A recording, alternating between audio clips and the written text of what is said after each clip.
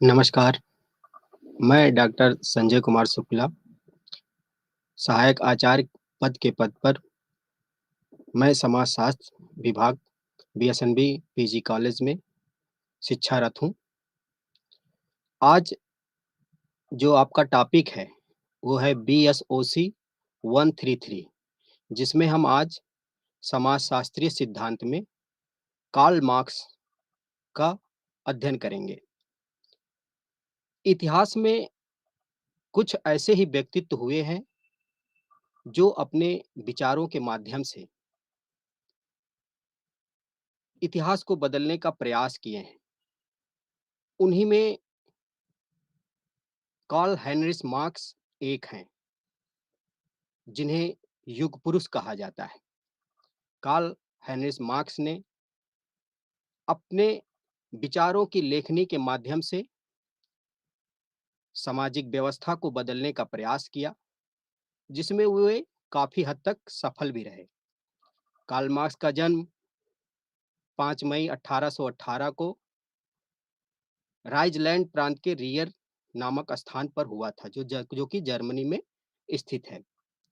Karl Marx पर सबसे अधिक प्रभाव अगर किसी का पड़ा है तो उनमें जर्मनी के हेगल और फ्रांस के प्रौधों का विशेष योगदान है उनके सिद्धांत में।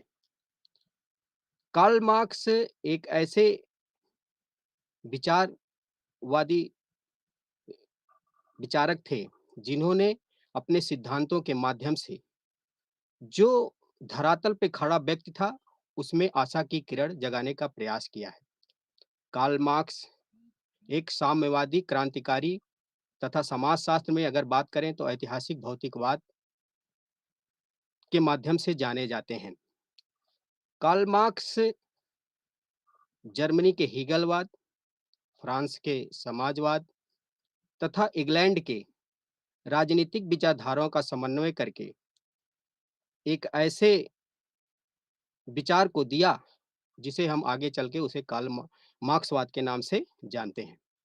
अब हम जब कार्ल मार्क्स की बात करते हैं तो लोगों को दिमाग में आता है कि मार्क्सवाद, आखिर मार्क्सवाद है क्या? तो पहले हम मार्क्सवाद के बारे में जानेंगे। मार्क्सवादी विचारधारा के जन्मदाता जो कार्ल मार्क्स थे और उनके मित्र फ्रेडरिक एंजल्स, इन दोनों विचारकों ने इतिहास, समाजशास्त्र, अर्थशास्त्र, राजनीति विज्ञान किस समस्याओं पर संयुक्त रूप से विचार करके जिस निश्चित विचारधारा को विश्व के सम्मुख रखा, उसे मार्क्सवाद नाम दिया गया। मार्क्सवाद क्रांतिकारी समाजवाद का ही एक रूप है। यह आर्थिक और सामाजिक समानता में विश्वास रखता है। अतः मार्क्सवाद सभी व्यक्तियों की समानता का दर्शन है। मार्क्सवाद की उत्पत्ति खुली प्रतियोगिता, स्वतंत्र व्यापार, पूंजीवाद के विरोध के कारण हुई है। मार्क्सवाद और पूंजीवाद व्यवस्था को अमूल रूप से परिवर्तित करने और सर्वहारा वर्ग की समाजवादी व्यवस्था को स्थापित करने के लिए हिंसात्मक क्रांति को एक अनिवार्यता बतलाता है। इस क्रांति के पश्चात ही आदर्श व्यवस्था की स्थापना होगी, ऐसा कार्ल मार्क्स का मानना था। और वो व्यवस्था वर्गहीन होगी, संघर्ष विहीन होगी और शोषण विहीन राज्य के रूप में हमको दिखाई देगी। जब हम मार्क्सवाद की कुछ विशेषताओं के बारे में बात करते हैं, तो उनमें प्रमुख रूप मार्क्सवाद पूंजीवाद के विरुद्ध एक प्रतिक्रिया है। मार्क्सवाद पूंजीवाद व्यवस्था को समाप्त करने के लिए हिंसात्मक साधनों का प्रयोग करता है। मार्क्सवाद प्रजातांत्रिक संस्था को पूंजीपतियों की संस्था मानते हैं। मार्क्सवाद प्रजातांत्रिक संस्था को पूंजीपतियों की संस्था मानते हैं और उनका कहना था कि उनके हित के लिए और श्रमिकों के शोषण के लिए यह जो प्रजातांत्रिक संस्था है बनाई गई है। मार्क्सवाद धर्म विरोधी भी है तथा धर्म को जनता का अफीम कहा है, जिसके नशे में लोग ऊँघते रहते हैं। मार्क्सवाद का मानना है कि धर्म एक अफीम है, जिसको पूंजीपतियों ने गरीब आदमियों को शोषण के रूप में एक हथियार के रूप में अपनाया है। मार्क्सवाद अंतर्राष्ट्रीय साम्यवाद में विश्वास करता है। समाज या राज्य में शासकों और शोषितों में, पूंजीपतियों और शरीकों में वर्ग संघर्ष अनिवार्य है। कार्ल मार्क्स का ये मानना था कि समाज में वर्ग संघर्ष अनिवार्य है। मार्क्सवाद, अगर विशेषताओं के रूप में बात किया जाए, तो मार्क्सवाद अतिरिक्त मूल्य के सिद्धांत द्वारा पूंजीवाद के जन्म को स्पष्ट करते हैं। अब इसी कड़ी में मार्क्सवादी सिद्धांत में जो सबसे प्रमुख है मार्क्स का, वह है द्वंद्वात्मक भौतिकवाद। द्वंद्वात्मक भौतिकवाद मार्क्स के विचारों का मूल आधार कह सकते हैं। मार्क्स ने द्वंद्वात्मक प्रणाली को हीगल से ग्रहण किया। मार्क्स के द्वंद्ववाद को समझने के लिए हीगल के विचारों को जानना आवश्यक है। हीगल के विचारों में संपूर्ण संसार गतिशील है और इसमें निरंतर परिवर्तन होता रहता है। ये हीगल का मानना था कि संपूर्ण संसार गतिशील है और इसमें निरंतर परिवर्तन होता रहता है। हीगल के विचारों में जो इतिहास है, वह मात्र घटनाओं का क्रम नहीं है, बल्कि विकास की 3 अवस्थाओं का विवेचन है, जिसमें वाद होता है, प्रतिवाद होता है और तीसरी अवस्था में संवाद की बात करते हैं हीगल। हीगल की मान्यता है कि कोई भी विचार अपनी मूल अवस्था में वाद होता है, कोई भी विचार अपनी मूल अवस्था में वाद होता है। कुछ समय बीतने पर उस विचार का विरोध उत्पन्न होता है और इस संघर्ष के परिणाम स्वरूप मौलिक विचार जो वाद है, वह परिवर्तित होकर प्रतिवाद बनाता है। प्रतिवाद का विरोध होने से एक नए विचार की उत्पत्ति होती है, जो संवाद कहलाती है। और हीगल का कहना है कि द्वंद्ववाद के माध्यम से संवाद आगे चलकर, यही संवाद आगे चलकर वाद का रूप ले लेता है, जिनका पुनः प्रतिवाद होता है और द्वंद्ववाद के बाद संवाद का रूप धारण करता है। और हीगल का कहना था, इतिहास का क्रम इसी प्रकार चलता रहता है और अंत में जो सत्य है, इतिहास में जो सत्य है, उसकी प्राप्त होती है। अब हीगल ने जो समाज में इतिहास में परिवर्तन की बात करी, उनका मानना था कि विचारों के माध्यम से इतिहास बदलता रहता है। लेकिन मार्क्स ने हीगल के द्वंद्ववाद को स्वीकार किया, उनके इस द्वंद्ववाद को स्वीकार किया, लेकिन उसमें कुछ परिवर्तन किया। हीगल के विचारों में उन्होंने कुछ परिवर्तन किया। क्या परिवर्तन किया? उन्होंने जो हीगल का विचार था, उसमें द्वंद्ववाद को तो ले लिया, लेकिन जो आइडिया की, जो विचार की बात की, उसको उन्होंने अस्वीकार कर दिया। जहां हीगल विचारों को संसार का नियामक तथा विश्वात्मा मानता है, हीगल जो विचार है, उसको संसार को बनाने वाला और विश्वात्मा मानता है। वहीं मार्क्स भौतिक तत्व को स्वीकार करते हैं, पदार्थ को स्वीकार करते हैं। मार्क्स का मानना है कि द्वंद्ववाद का आधार विश्वात्मा या विचार न होकर पदार्थ ही है, या भौतिक संसार या भौतिक पदार्थ ही संसार का आधार है। पदार्थ विकासमान है और उसकी गति जो है निरंतर विकास की ओर है। विकास द्वंद्वात्मक रीत से होता है, जिसमें यह इस द्वंद्वात्मक में वाद होता है, प्रतिवाद होता है और संवाद के आधार पर ही विकास हमेशा गतिमान रहता है। मार्क्स के विचारों में जो पूंजी मार्क्स के विचारों में जो पूंजीवाद है, वह वाद का रूप है, जहां 2 वर्ग, पूंजीपति और श्रमिक हैं, जिसमें आप कह सकते हैं कि एक धनवान है और दूसरा निर्धन है। इन दोनों के हितों में आपसी टकराव है, विरोधाभास है, विरोध है। इन विरोधी वर्गों में ही संघर्ष होना आवश्यक है, ऐसा कार्ल मार्क्स का मानना था। कि जो पूंजीपति है, जिसको उन्होंने बुर्जुआ, और जो श्रमिक वर्ग है, जिसको उन्होंने सर्वहारा कहा इसमें इन दोनों वर्गों में संघर्ष होना आवश्यक है और इस संघर्ष में क्या होगा? श्रमिकों की विजय होगी और सर्वहारा वर्ग अर्थात श्रमिक वर्ग का अधिनायकवाद स्थापित होगा। यह प्रतिवाद की अवस्था है। इन दोनों अवस्थाओं में से एक तीसरी व नई अवस्था या स्थिति उत्पन्न होगी, जो साम्यवादी समाज की होगी। इस स्थिति में कार्ल मार्क्स का मानना था कि ना तो वर्ग रहेंगे, ना वर्ग संघर्ष होगा और न राज्य आवश्यकता अनुसार समाज से प्राप्त करेगा। यह तीसरी स्थिति संवाद की स्थिति होगी। अब आपको यहाँ जहाँ द्वंद्वात्मक भौतिकवाद को कार्ल मार्क्स ने हीगल से लिया, हीगल ने विचारों के माध्यम से समाज को बदलने की बात करी, वहीं पर कार्ल मार्क्स ने कहा कि हीगल का जो विचारात्मक आदर्शवाद है, वह समाज को बदलने में सहायक नहीं है। समाज को बदलने के लिए जो भौतिकवादी चीज़ें हैं, जो पदार्थ है, वही समाज को बदल सकता है। इसीलिए एक स्थान पर कार्ल मार्क्स ने कहा कि हमारे गुरु शीर्ष के बल खड़े थे, जिसको हमने पैर के बल खड़ा कर दिया। ये इनका द्वंद्वात्मक भौतिकवाद है। द्वंद्वात्मक भौतिकवाद समाज की समस्याओं को, घटनाओं को देखने का एक नज़रिया है, जिसको हीगल ने विचारों के माध्यम से देखा, उसी को कार्ल मार्क्स ने पदार्थों के माध्यम से देखने का प्रयास किया।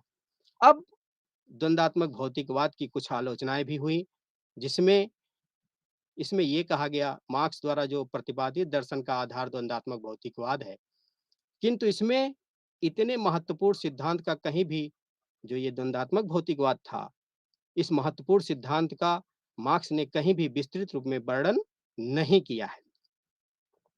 मार्क्स ने हीगल के जो अध्यात्मवाद के स्थान पर भौतिकवाद का समर्थन किया है। मार्क्स का मानना है कि समाज की प्रगति के लिए संघर्ष व क्रांति का होना आवश्यक है। किंतु अगर आप बात करें तो सत्य ये जान पड़ता है कि समाज का जो विकास होगा, प्रगति होगी, वह शांति काल में ही दिखाई देती है समाज के विकास को। तो हमने अभी द्वंद्वात्मक भौतिकवाद के बारे में बात करी, जो मार्क्स का बहुत महत्वपूर्ण सिद्धांत माना जाता है, जिसमें उन्होंने हीगल के विचार को बदल के उसमें पदार्थ की बात करी, भौतिकता की बात करी। अब उसी कड़ी में हम आते हैं कार्ल मार्क्स का जो एक प्रमुख सिद्धांत है, इसीलिए इनको समाजशास्त्र में पढ़ा जाता है, क्योंकि मार्क्स समाजशास्त्री नहीं थे। कहा जाता है कि मार्क्स समाजशास्त्री नहीं थे। उनका जो ऐतिहासिक भौतिकवाद का सिद्धांत है, जो इतिहास की आर्थिक भौतिकवादी व्याख्या है, वह सबसे प्रमुख सिद्धांत समाजशास्त्र में माना जाता है। अब हम ऐतिहासिक भौतिकवाद के संदर्भ में बात करेंगे कि ऐतिहासिक भौतिकवाद मार्क्स के सिद्धांत का क्या आधार है, कहने का तात्पर्य क्या है। मार्क्स की विचारधारा में जो द्वंद्वात्मक भौतिकवाद की भांति इतिहास की जो आर्थिक व्याख्या का सिद्धांत है, जिसको हम ऐतिहासिक भौतिकवाद कहते हैं, वह बहुत महत्वपूर्ण ही सिद्धांत है। मार्क्स के विचार में इतिहास की सभी घटनाएं आर्थिक अवस्था में होने वाले परिवर्तनों का परिणाम मात्र है। कार्ल मार्क्स का मानना था कि जो इतिहास की सभी घटनाएं हैं, वह जो आर्थिक अवस्था में होने वाले परिवर्तनों का परिणाम मात्र है।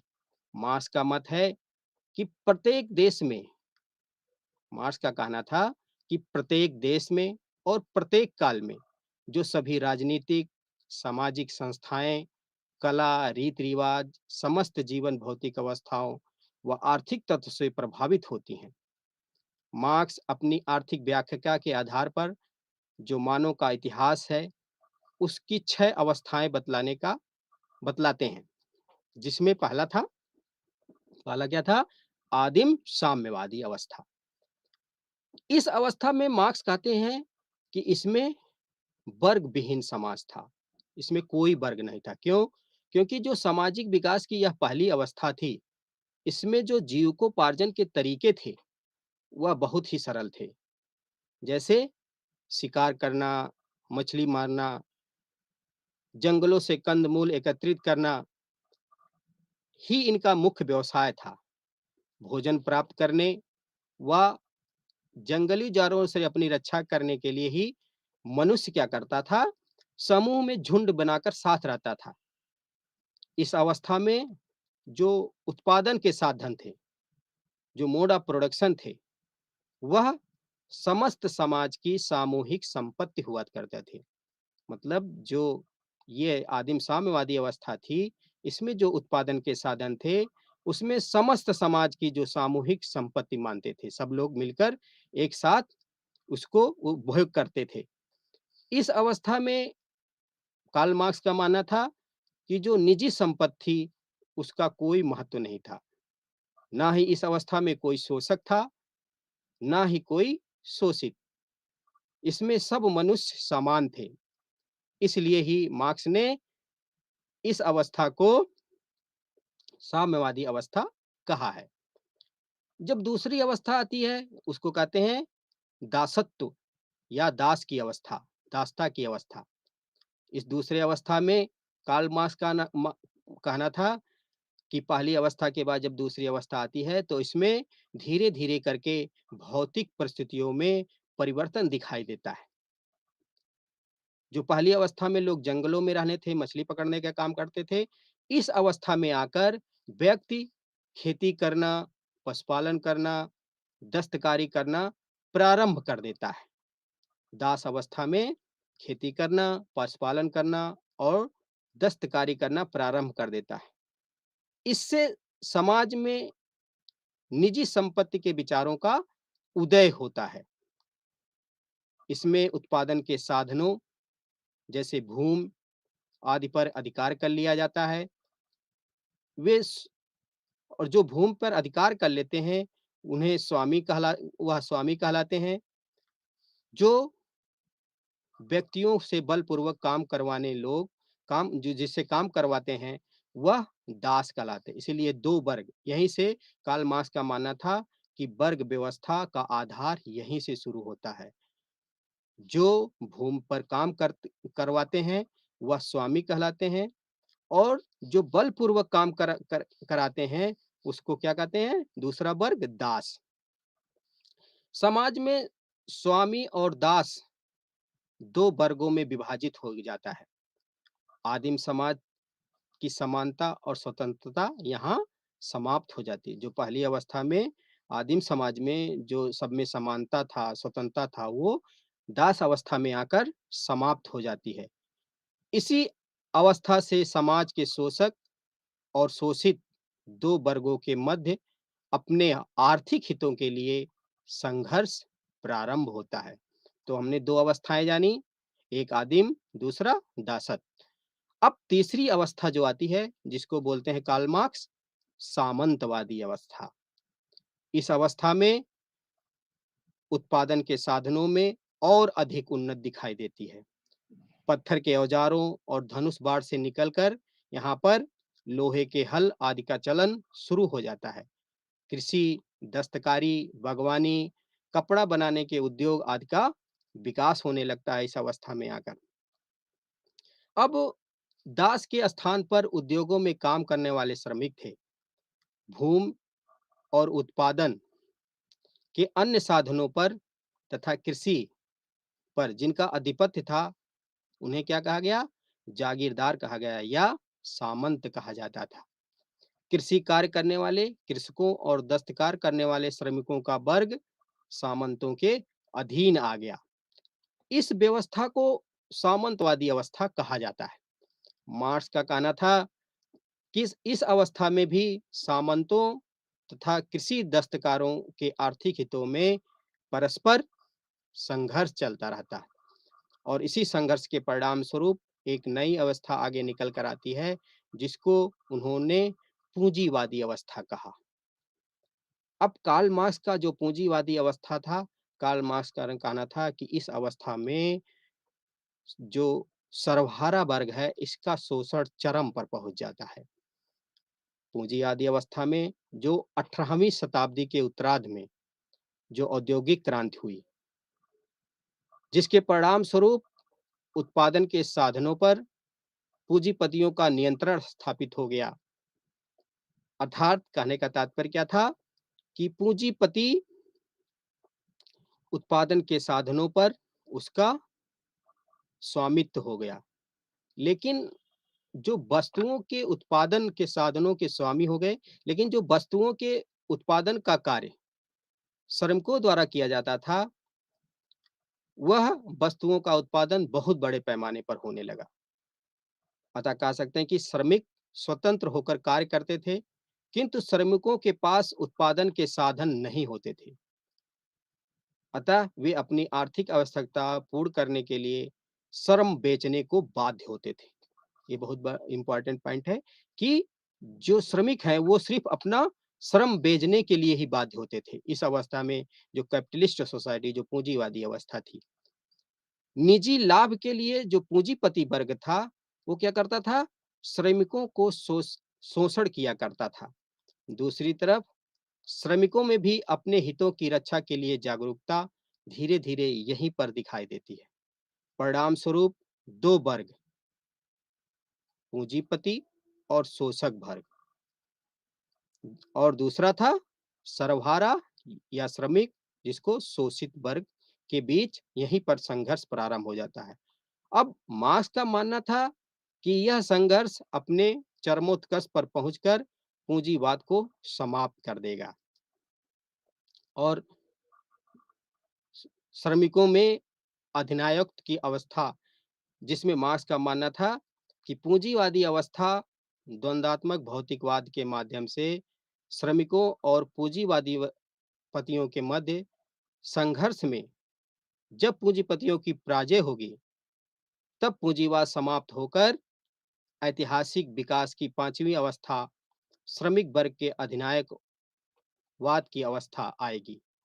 इस अवस्था में उत्पादन के संपूर्ण साधनों पर श्रमिकों का अधिकार हो जाएगा, जिससे श्रमिक वर्ग का अधिनायक तंत्र या तानाशाही कहा जाएगा।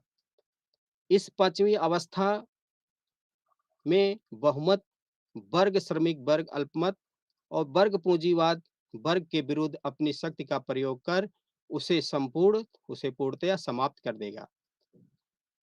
और फिर क्या होगा? राज्य विहीन और वर्ग विहीन समाज की जो अवस्था आएगी, उसमें यह मानवीय इतिहास की अंतिम अवस्था राज्य विहीन और वर्ग विहीन समाज की अवस्था आएगी। इस अवस्था में समाज में केवल एक ही वर्ग होगा, जिसे श्रमिक वर्ग कहा जाएगा। इस समाज में न शोषक वर्ग होगा, न शोषित वर्ग होंगे। इस समाज यह समाज राज्य विहीन और वर्ग विहीन होगा। अतः वर्ग विहीन समाज में राज्य स्वतः ही समाप्त हो जाएगा तथा समाज में इस समाज में उत्पादन और वितरण का सिद्धांत लागू होगा, जिसमें समाज के प्रत्येक लोग अपनी योग्यता के अनुसार कार्य करेंगे और उसके अवसर और उसी अनुसार उसको प्राप्त करेंगे। इस अवस्था में साम्यवादी युग में साम्यवादी युग में वर्ग विहीन समाज की स्थापना से वर्ग संघर्ष प्रकृति में होगा। मनुष्य प्रकृति से संघर्ष कर मानव कल्याण हेतु नवीन खोज आविष्कार करेंगे तथा साम्यवादी समाज आगे विकास करता रहेगा। इस तरह हम देखते हैं जो ऐतिहासिक भौतिकवाद है, उसमें मार्क्स ने पहली अवस्था आदिम साम्यवाद, दूसरी अवस्था दासत्व, तीसरी अवस्था सामंतवादी तथा चौथी अवस्था पूंजीवादी और पांचवी समाजवादी तथा छठी जो उन्होंने बताई कि साम्यवादी, जो वर्ग विहीन समाज की बात करेंगे। अब जो ऐतिहासिक भौतिकवाद के इनके सिद्धांत थे, उसकी भी आलोचना हुई। उसकी आलोचना इस आधार पर हुई कि बहुत सारे लोगों ने कहा कि मार्क्स सिर्फ आर्थिक निर्धारणवादी हैं। आर्थिक तत्वों पर अत्यधिक और अनावश्यक बल देते हैं। इनके आलोचकों का कहना था कि मार्क्स ने समाज के राजनीतिक, सामाजिक और वैधानिक ढांचे में आर्थिक तत्वों को आवश्यकता से अधिक महत्व दिया। सामाजिक अवस्था एवं समस्त मानवीय क्रियाएं केवल आर्थिक तत्व पर ही आधारित नहीं होती हैं। आर्थिक तत्वों के अतिरिक्त अन्य तत्वों के भी कार्य किया जाता है। इन दूसरे तत्वों में सामाजिक वातावरण, मानवीय विचारों और भौगोलिक तत्वों को लिया जा सकता है। मतलब ऐतिहासिक भौतिकवाद का इनका जो आलोचना हुई, उसमें उन्होंने कहा उसमें आलोचकों ने क्या कहा कि मार्क्स ने कुछ ज़्यादा ही आर्थिक तत्वों पर और अनावश्यक बल दे दिया। और भी कारण हैं जो इतिहास को बदलने में योगदान देते हैं। फिर जो दूसरी आलोचना इनकी होती है उसमें होता है इतिहास का काल निर्धारण इनका त्रुटिपूर्ण है। मार्क्स ने जो मानवीय इतिहास की जो 6 अवस्थाएँ बतलाई हैं, आलोचकों का मानना था कि यह बहुत त्रुटिपूर्ण है। उसने इतिहास की गलत व्याख्या की है। कई विचारक मार्क्स के आदिम साम्यवाद से सहमत नहीं दिखाई देते हैं और फिर जो उन्होंने धर्म का निम्न स्थान बताया है। मार्क्स ने इतिहास की व्याख्या में धर्म को निम्न स्थान प्रदान करता है। उसे अफ़ीम की संज्ञा दिए हैं। मानव केवल अर्थ ही आवश्यकता महसूस नहीं करता, मानव को मानसिक शांति भी चाहिए। ये आलोचकों का अपना मानना था कि जो मार्क्स ने धर्म का व्याख्या किया जिसको अफ़ीम कहा है, वो गलत है। कभी-कभी मानव को शांति के लिए, मानसिक शांति के लिए धर्म का सहारा लेना पड़ता है, अध्यात्म का सहारा लेना पड़ता है। इसीलिए इसकी जो व्याख्या मार्क्स ने की है, वो गलत है। अब उसी कड़ी में जैसे हमने पहले पढ़ा द्वंदात्मक भौतिकवाद, जिसको उन्होंने हेगल से लिया। हेगल विचार के माध्यम से समाज को बदलने की बात करते हैं। कार्ल मार्क्स उसमें भौतिक पदार्थ के माध्यम से समाज को बदलने का प्रयास किए। फिर हमने दूसरा उनका पढ़ा ऐतिहासिक भौतिकवाद। ऐतिहासिक भौतिकवाद में हमने ये जाना कि मार्क्स इतिहास में होने वाले परिवर्तनों को वर्ग संघर्ष के माध्यम से देखते हैं, जिन्होंने उन्होंने आदिम समाज की बात करी पहली अवस्था में, जो वर्ग विहीन समाज था। दूसरा दासत्व अवस्था की बात करी, जिसमें अ, मालिक और दास की बात करी गई। फिर उसमें उन्होंने सामंतवादी, जिसमें सामंत और श्रमिक की बात करी गई। फिर पूंजीवादी अवस्था आता है, जिसमें बुर्जुआ और सरवारा, जो पूंजीपति था उसको वर्ग बुर्जुआ कहा गया और जो श्रमिक वर्ग था, उसको जो मजदूर वर्ग था, उसको क्या कहा गया? उसको सरवारा कहा गया। तो मार्क्स ने ऐतिहासिक भौतिकवाद में अपना विचार रखा इस संदर्भ में। फिर हम आते हैं मार्क्सवाद। मार्क्सवाद में जो उनका महत्वपूर्ण है सिद्धांत वो है वर्ग संघर्ष का सिद्धांत। हमने 2 सिद्धांत पढ़ा, द्वंदात्मक भौतिकवाद और ऐतिहासिक भौतिकवाद। अब हम उसी कड़ी में आगे आते हैं मार्क्स के सिद्धांत को, जिसको हम बोलते हैं वर्ग संघर्ष का सिद्धांत। मार्क्स का अन्य सिद्धांत वर्ग संघर्ष का सिद्धांत है। मार्क्स ने कहा है कि अब तक के समस्त समाजों का इतिहास वर्ग संघर्ष का इतिहास रहा है। मार्क्स ने कहा कि अब तक जो समाज आए और उनका जो इतिहास है वह वर्ग संघर्ष का इतिहास रहा है। कुलीन और साधारण व्यक्ति, सरदार, सेवक, संघपति, श्रमिक निरंतर एक दूसरे के विरोध में खड़े रहे हैं। उनमें अबाध गति से संघर्ष जारी रही है। उनमें अनवरत संघर्ष दिखाई देता है। मार्क्स ने इससे यह निष्कर्ष निकाला कि आधुनिक काल में पूंजीवाद के विरुद्ध श्रमिक संगठन, जो श्रमिक है, जो सर्वहारा है, वह संगठित होकर पूंजीवादी व्यवस्था को समाप्त कर देंगे तथा सर्वहारा वर्ग की जो तानाशाही है वह स्थापित हो जाएगी। मार्क्स ने वर्ग संघर्ष के सिद्धांत में कहा कि इतिहास आज तक का वर्ग संघर्ष विद्यमान रहा है इतिहास में। मार्क्स के वर्ग संघर्ष सिद्धांत की बात करें तो उसमें भी आलोचना दिखाई देती है। कुछ विचारक मार्क्स के वर्ग संघर्ष सिद्धांत की आलोचना करते हैं। उसमें आलोचना में कहा गया है कि कार्ल मार्क्स का जो वर्ग संघर्ष के सिद्धांत में जो इतिहास के संदर्भ में दृष्टिकोण है, वह गलत है। क्या गलत है? कि जो सामाजिक जीवन का आधार संघर्ष उन्होंने बताया, उन्होंने कहा यह गलत है। वास्तव में होना क्या चाहिए? सामाजिक जीवन का आधार सहयोग होना चाहिए। सहयोग के माध्यम से ही समाज आगे बढ़ेगा। मार्क्स ने जो यह घोषणा की कि छोटे-छोटे पूंजीपति समाप्त हो जाएँगे, लेकिन देखने पे ऐसा प्रतीत नहीं होता है। क्यों नहीं होता है? क्योंकि ये पूंजीपति और विकसित होते गए। मार्क्स ने समाज में जो केवल 2 वर्ग की बात कही है, जबकि आधुनिक युग में 2 वर्ग की बात कहीं नहीं है। जबकि आधुनिक में 2 वर्ग के बीच एक महत्वपूर्ण और विशाल वर्ग है, जिसको हम मध्यम वर्ग कहते हैं। अब उसी कड़ी में हम पढ़ते हैं कार्ल मार्क्स का एक महत्वपूर्ण सिद्धांत है, जिसको हम अतिरिक्त मूल्य का सिद्धांत कहते हैं। अतिरिक्त मूल्य का सिद्धांत उन्होंने अपनी पुस्तक दास कैपिटल, जो 1867, 1885 और 1895 94 में लिखी गई थी। मार्क्स ने अपनी जो पुस्तक है दास कैपिटल, जिसको सर्व साम्यवादियों का बाइबिल कहा जाता है, उसमें अतिरिक्त मूल्य सिद्धांत की विवेचना उन्होंने बहुत विस्तार से की है। मार्क्स का मानना है कि पूंजीपति क्या करता है?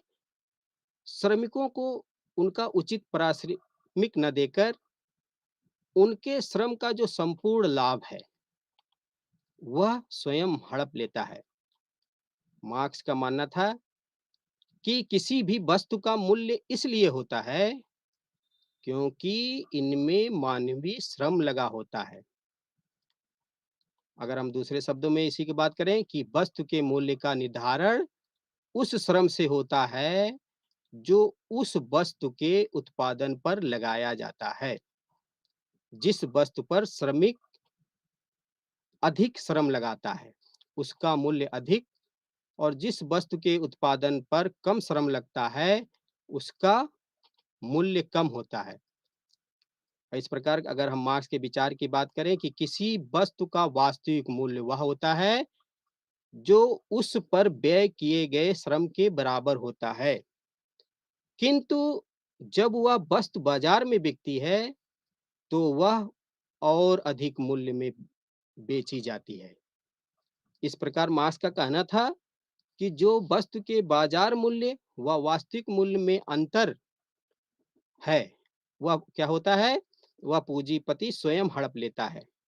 मार्क्स का कहना था कि जो धन पूंजीपतियों द्वारा अपने पास रख लिया जाता है, वही धन अतिरिक्त मूल्य कहलाता है। जैसे स्वयं मार्क्स के अगर शब्दों में बात करें, तो अतिरिक्त मूल्य इन दोनों मूल्यों का अंतर है, जिसे श्रमिक पैदा करता है और जिसे वह वास्तव में प्राप्त करता है। इस प्रकार अगर हम बात करें कार्ल मार्क्स के अतिरिक्त मूल्य के सिद्धांत की, तो जो वास्तविक मूल्य है और जो विक्रय मूल्य है, उसमें जो अंतर है, वही अतिरिक्त मूल्य है। इस संबंध में मार्क्स ने कहा है कि यह वह मूल्य है जिसे पूंजीपति श्रमिकों के खून पसीने की कमाई पर प्राप्त करता है, वसूल करता है। अतिरिक्त मूल्य सिद्धांत कार्ल मार्क्स के दास कैपिटल में बताया गया है। और फिर उसका मानना था कि जो ये अंतर है श्रम और जो बाजार में बेचने का, उसी अंतर को उन्होंने अतिरिक्त मूल्य बताया है कार्ल मार्क्स ने। अतिरिक्त मूल्य के सिद्धांत की आलोचना भी यहाँ होती है। आलोचकों का कहना है कि मार्क्स ने उत्पादन का एकमात्र साधन श्रम को माना है, जबकि यह सर्वविदित है कि श्रम के अतिरिक्त भी, जैसे भूमि है, पूंजी है, संगठन है, उद्यम भी महत्वपूर्ण साधन है। महत्वपूर्ण साधन है। उत्पादित वस्तु द्वारा प्राप्त लाभ को इन सभी साधनों पर वितरित करना उचित है। मतलब मार्क्स ने जो उत्पादन का एकमात्र साधन श्रम को मान लिया, वह गलत है। क्योंकि जो वस्तु उत्पादित हो रही है, उसमें बहुत सारी चीजें और भी साथ में लगती हैं। ये आलोचकों का मानना था। मार्क्स केवल शारीरिक श्रम को महत्व देता है, मानसिक श्रम को नहीं देता है। पूंजीपति अतिरिक्त मूल्य का प्रयोग मशीन लगाने व अन्य साधनों के उपयोग में करता है, किंतु वह यह भी कहता है कि मशीनों व कच्चे माल से कोई अतिरिक्त मूल्य प्राप्त नहीं होता है। यह तो श्रमिकों के श्रम से प्राप्त होता है। मार्क्स के ये दोनों विचार परस्पर विरोधी हैं। तो अतिरिक्त मूल्य के सिद्धांत में हमने पढ़ा कि जो मार्क्स का जो दास कैपिटल में देते हैं, जिसमें उनका मानना था कि पूंजीपति क्या करता है, श्रमिकों के श्रम का उचित मूल्य नहीं देता है। मार्क्स इसको बहुत ज़्यादा आगे रखे, लेकिन वहीं आलोचकों का कहना था कि सिर्फ श्रम ही किसी भी वस्तु के उत्पादन में अपना योगदान नहीं देता, उसके साथ बहुत सारी चीज़ें जुड़ी होती हैं। बहुत सारे दिमाग भी लगते हैं, पूँजी, संगठन और एक उद्यम को खड़ा करने के लिए पूँजीपति के पास बहुत सारे और भी साधन लगते हैं। फिर कार्ल मार्क्स का जो एक और सिद्धांत है जिसको हम पढ़ेंगे, उसमें है सर्वहारा वर्ग का अधिनायकवाद। इसमें कार्ल मार्क्स का मानना था कि द्वंदात्मक भौतिकवाद के सिद्धांत के अनुसार पूंजीवादी व्यवस्था में अंतर्निहित जो विरोधी स्वभाव के कारण क्या होता है कि पूंजीपति वर्ग में संघर्ष होना, उनका कहना था कि अवश्यंभावी है। इस वर्ग संघर्ष में क्या होगा, श्रमिक वर्ग संगठित होकर पूंजीपति वर्ग पर भरपूर प्रहार करेगा। इस वर्ग संघर्ष में श्रमिक वर्ग संगठित होकर पूंजीपति वर्ग पर भरपूर प्रहार करेगा और रक्त क्रांति द्वारा पूंजीपति के समूल नष्ट कर देगा। सर्वहारा वर्ग सर्वहारा के अधिनायकवाद की जो विशेषताएं हैं, उनमें है कि मार्क्स का कहना था कि पूंजीवादी समाज में जो अल्पसंख्यक पूंजीपति वर्ग है, वह क्या करता है, बहुसंख्यक श्रमिकों पर शासन करता है, जबकि श्रमिकों की तानाशाही में बहुसंख्यक श्रमिक वर्ग अल्पसंख्यक पूंजीपतियों पर शासन करेगा, सर्वहारा के अधिनायकवाद में। इस प्रकार उनका कहना था कि जो यह पूंजीवादी शासन की तुलना में अधिक लोकतांत्रिक होगा। जो पूंजीपति करता है, श्रमिकों का शोषण करता है, उससे ज्यादा लोकतांत्रिक कब होगा, जब श्रमिकों की तानाशाही में जो बहुसंख्यक श्रमिक है, वह अल्पसंख्यक पूंजीपतियों पर शासन करेगा, तो यह ज्यादा लोकतांत्रिक होगा। यह कार्ल मार्क्स का मानना था। श्रमिकों के अधिनायकवादी शासन में और क्या कहते हैं कार्ल मार्क्स, कि जो निजी संपत्ति है, उसका उन्मूलन किया जाएगा और उत्पादन और वितरण के साधनों पर राज्य का एकाधिकार हो जाएगा। इसमें कार्ल मार्क्स का मानना था, श्रमिक वर्ग के अधिनायकवाद में, कि जो निजी संपत्ति है वो पूरी तरीके से उसका उन्मूलन हो जाएगा और उत्पादन और वितरण के साधनों पर राज्य का एकाधिकार हो जाएगा। श्रमिकों की तानाशाही में पूंजीपति वर्ग को बलपूर्वक दबा दिया जाएगा क्रांति के माध्यम से, और उनको हटा दिया जाएगा, जिससे भविष्य में वह पुनः सिर ना उठा सके। ये इसीलिए इनको क्रांतिकारी साम्यवादी कहा जाता है कार्ल मार्क्स को। वो हमेशा क्रांति की बात करते हैं। वो किसी व्यवस्था को हटाने के लिए क्या कहते हैं, कि हमेशा वर्ग संघर्ष की बात करते हैं। उसी कड़ी में उनका कहना था कि श्रमिकों की जो तानाशाही की स्थिति में राज्य एक संक्रमणकालीन व्यवस्था है। ये जो तानाशाही की स्थिति होगी, इसमें राज्य का जो रोल है वो एक संक्रमणकालीन अवस्था है। इस संक्रमण काल में राज्य तो रहेगा, जो ये संक्रमणकालीन स्थिति आएगी इसमें राज्य तो रहेगा, किंतु जब पूंजीपति वर्ग को समूल रूप से नष्ट कर दिया जाएगा, अर्थात उनका कहने का मतलब ये था कि जब वर्गीय व्यवस्था समाप्त कर दी जाएगी, तो राज्य अपने आप स्वमेव समाप्त हो जाएगा। इसमें इनका ये बहुत महत्वपूर्ण था कि ये संक्रमणकालीन जो स्थिति चल रही है, एक स्थिति ऐसे आएगी जब पूंजीपति वर्ग जो है, कैपिटलिस्ट जो क्लास है, उसको पूरी तरीके से जब नष्ट कर दिया जाएगा क्रांति के माध्यम से, तो जो वर्गीय व्यवस्था है वो अपने आप से समाप्त हो जाएगी और राज्य अपने आप समाप्त हो जाएगा। इसी में एंजिल्स के शब्दों में अगर हम कहें, एंजिल जो इनके परम मित्र थे, जो इतिहास में इनकी दोस्ती अजर-अमर मानी जाती है। जिस जिस जो एंजिल्स के साथ मिलकर इन्होंने बहुत सारी बुकें लिखी, जैसे होली फैमिली 1845 में इन्होंने लिखा, द होली फैमिली। इसमें इन्होंने सर्वहारा वर्ग की बात करी, द जर्मन आइडियोलॉजी बात करी 1847 में, इसमें इन्होंने ऐतिहासिक भौतिकवाद की इसी संदर्भ एंजल्स कार्ल मार्क्स का बहुत परम मित्र था और उसने बहुत सहयोग किया कार्ल मार्क्स का, क्योंकि कार्ल मार्क्स एक ऐसे विचारक थे जो कभी स्थायित्व नहीं प्राप्त कर पाए। कार्ल मार्क्स को हमेशा उनके विचारों की वजह से ही एक देश से दूसरे देश को विस्थापित कर दिया जाता था। उनको अल्टीमेटम दे दिया जाता था कि आप इतने घंटे में ये देश छोड़ दीजिए। क्यों? क्योंकि उनके जो विचार थे, बहुत ही क्रांतिकारी थे और जो वहाँ की सत्ता थी, उसको वो पसंद नहीं था। तब इनकी दोस्ती 1844 के आसपास एंजिल्स से होती है। एंजिल्स जो कि एक कपड़ा व्यवसायी का पुत्र था। इसको विरासत में बहुत सारी संपत्ति मिली थी। इसी ने कार्ल मार्क्स का सहयोग किया और उसी सहयोग के माध्यम से कार्ल मार्क्स ने अपने इतने सारे सिद्धांत समाज को दे पाए। ठीक है? तो एंजिल्स ने क्या कहा, जब श्रमिक वर्ग राज्य की संपूर्ण शक्ति प्राप्त कर लेगा, ये सरवारा के अधिनायकवाद में ये कह रहे हैं कि जब श्रमिक वर्ग राज्य की संपूर्ण शक्ति प्राप्त कर लेगा, तो वह वर्ग सभी मतभेदों व विरोधों को समाप्त कर देगा और परिणाम स्वरूप राज्य के रूप में जब ये वर्ग पूरा ही तरह समाप्त हो जाएगा, तो उसका परिणाम क्या होगा? राज्य के रूप में जो एक संस्था है, वो पूरी तरीके से समाप्त हो जाएगा। फिर वो कहते हैं कि जो नया समाज आएगा, वह वर्ग विहीन और राज्य विहीन समाज होगा। ये कार्ल मार्क्स का मानना था।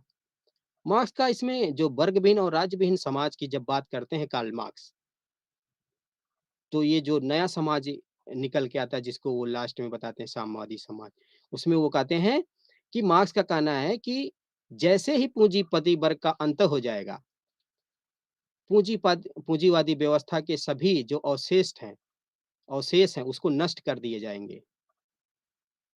राज्य के स्थिति में रहने का औचित्य भी समाप्त हो जाएगा।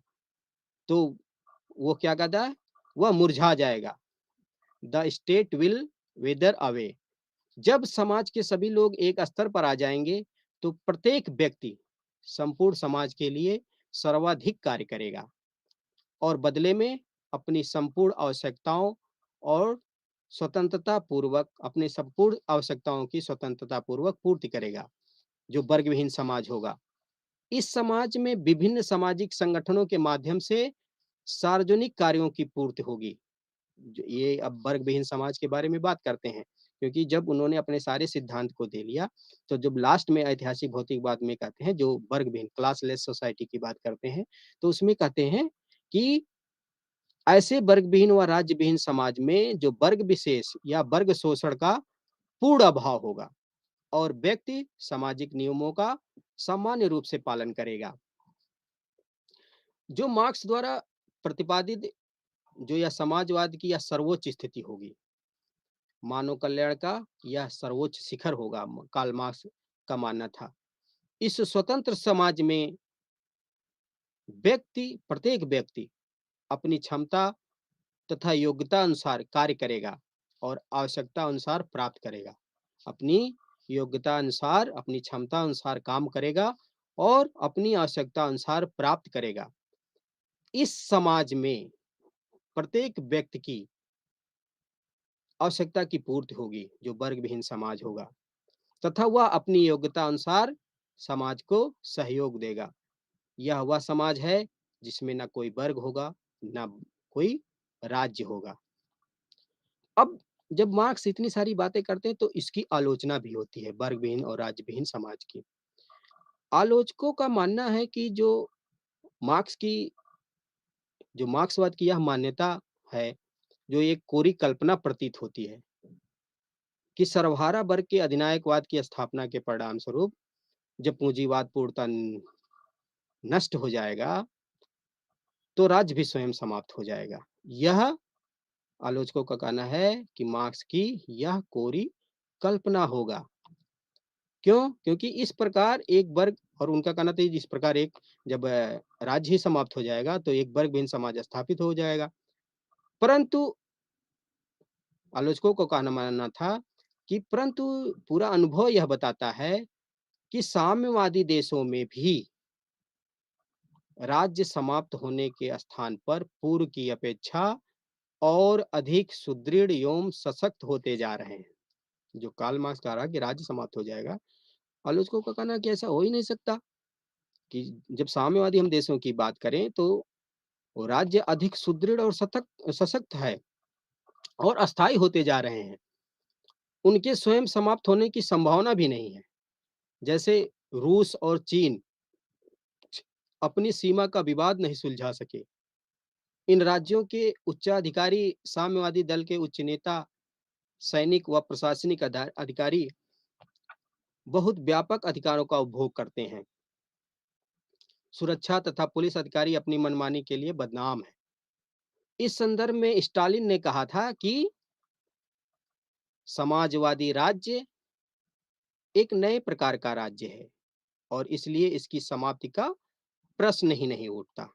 तो कार्ल मार्क्स का जो वर्ग-विहीन और राज्य-विहीन समाज की उम, अवधारणा थी, जो उनका एक सोचने का नज़रिया था कि क्रांति के बाद एक जो नया समाज आएगा, वो वर्ग-विहीन और राज्य समाज होगा, उसको आलोचकों का ये कहना था कि यह एकमात्र कोरी कल्पना है, ये कभी समाप्त नहीं हो सकता। क्योंकि जो साम्यवादी देश हैं, जैसे रूस और चीन, उसमें राज्य तो और आगे बढ़ता जा रहा है।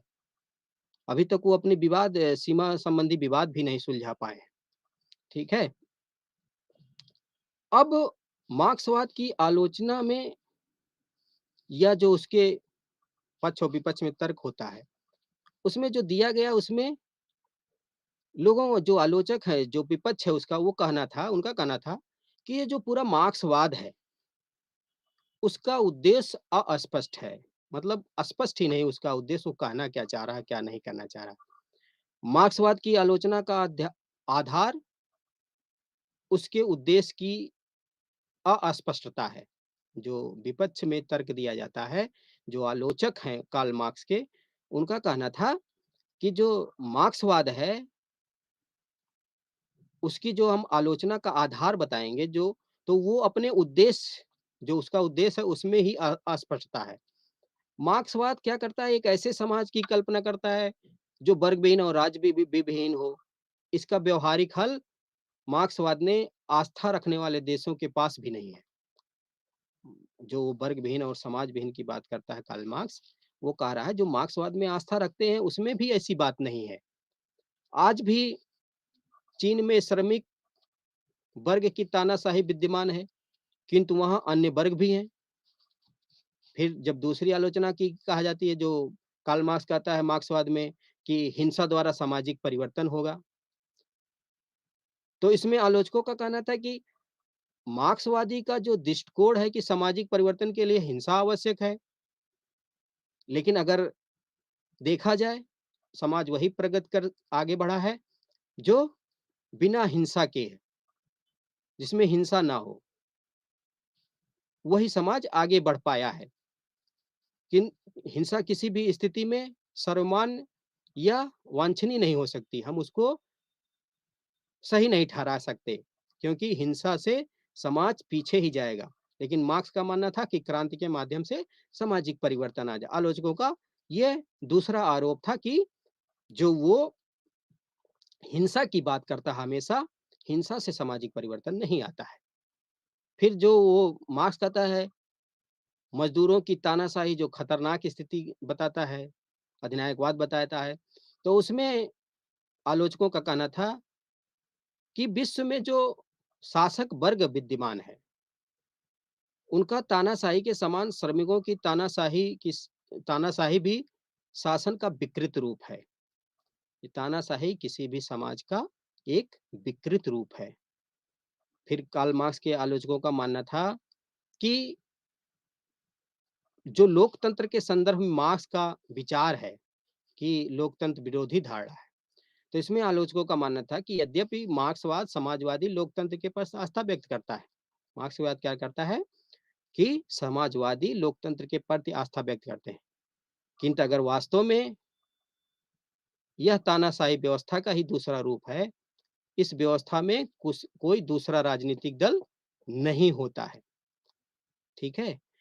मतलब जो समाजवादी लोकतंत्र के प्रति जो मार्क्स आस्था व्यक्त करता है, इस व्यवस्था में तानाशाही व्यवस्था का जो दूसरा रूप है, इस व्यवस्था में कोई दूसरा वर्ग नहीं होता है, दूसरा राजनीतिक दल नहीं होता है।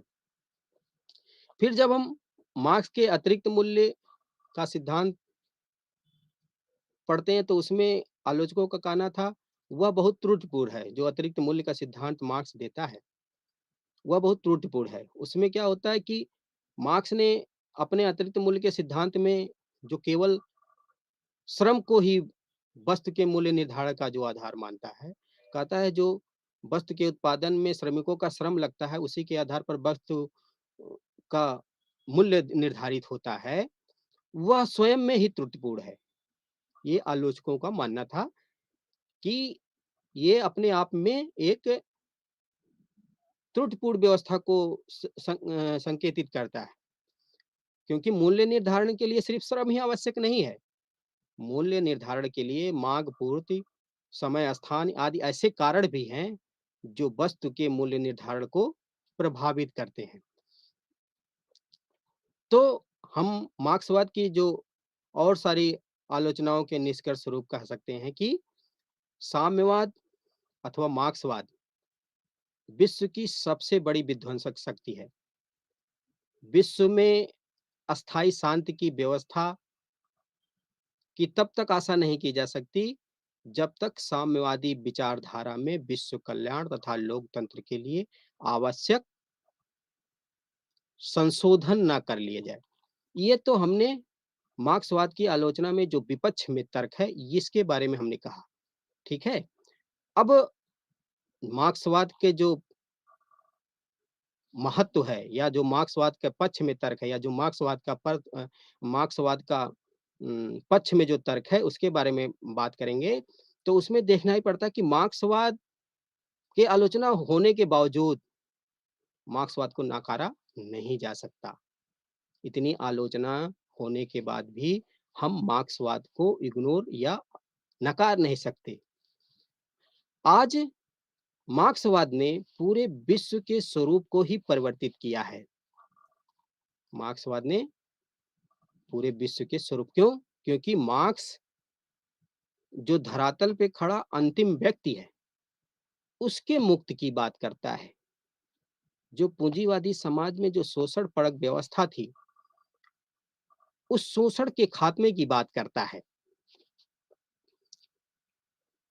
जो पीड़ित हैं, जो दलित हैं, जो शोषित हैं एवं जो श्रमिक का पक्ष लेकर जो उपेक्षित मानव के कल्याण के लिए मार्क्सवाद ने जो समाजवाद को एक ठोस एवं वैज्ञानिक आधार प्रदान किया, उसकी जो प्रमुख देन क्या-क्या है? पहले आलोचना हमने सुना, आलोचना में इतनी सारी आलोचना की गई कि मार्क्स के जो विचार हैं, वो तत्कालीन समाज के जो उनके विचार हैं पर लेकिन उसके पक्ष में जब हम बात करते हैं, तो मार्क्सवाद ने पूरे विश्व के स्वरूप को बदलने का प्रयास किया। जो विश्व में पीड़ित, दलित, शोषित, वंचित हैं, उनके कल्याण के लिए जो मार्क्स ने समाजवाद को एक ठोस एवं वैज्ञानिक आधार प्रदान किया, वो उसके पक्ष में प्रमुख महत्व दिया जा सकता है। और उस संदर्भ में उनकी जो प्रमुख देन है समाज को, सिद्धांत को, समाजशास्त्रीय सिद्धांत में, उनमें है वैज्ञानिक दर्शनवाद। जिसमें वैज्ञानिक दर्शन क्या है? जिसमें मार्क्सवाद ने वैज्ञानिक समाजवाद भी कहा जाता है। मार्क्सवाद को क्या कहा जाता है? वैज्ञानिक समाजवाद भी कहा जाता है। मार्क्स के पूर्व के समाजवादी सिद्धांतों में वैज्ञानिक आधार देने का कभी भी प्रयास नहीं किया गया, लेकिन मार्क्स ने अपने दर्शन में वैज्ञानिक आधार देने का भरपूर प्रयास किया। इस कार्य को प्रारंभ करने का श्रेय कार्ल मार्क्स को ही जाता है।